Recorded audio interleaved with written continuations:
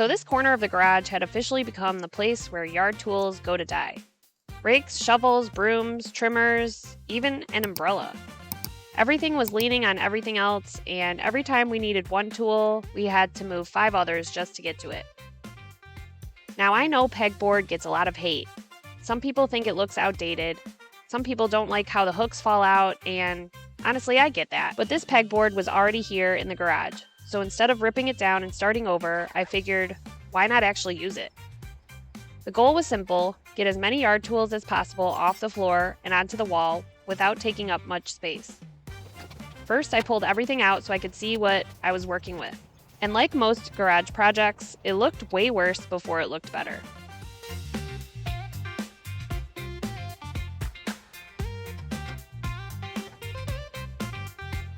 I ended up painting this whole wall, and it made such a huge difference.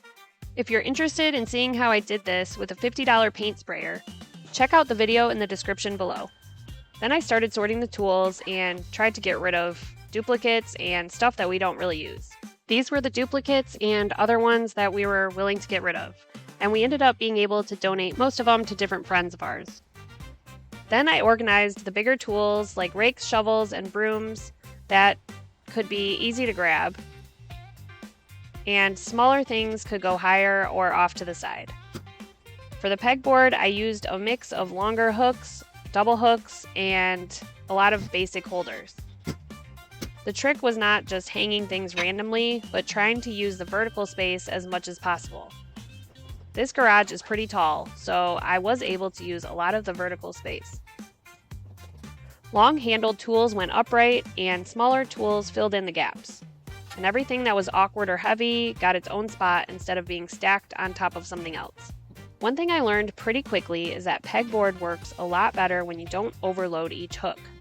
It's tempting to cram everything onto one hanger, but then you're right back to where you started, fighting with tools every time you need something.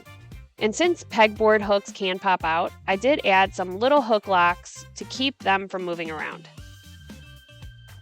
This isn't the fanciest garage organization system in the world, but it made a huge difference. We used what we already had, spent absolutely no money, and got a pile of yard tools into a small section of wall space.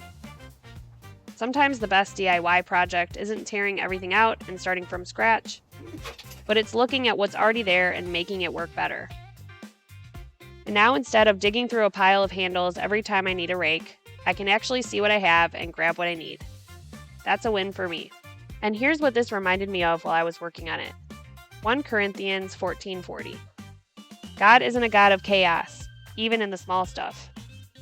And this is one of those small things, just bringing a little order to a space that was frustrating every single day. It didn't change the world, but it made the space work better for our family. And sometimes that's exactly the kind of stewardship we're called to. Use what you've got, make it better, one project at a time. If this video inspired you to organize your yard tools, hit the like button and subscribe to Mission DIY. Thanks for watching, and I'll see you in the next one.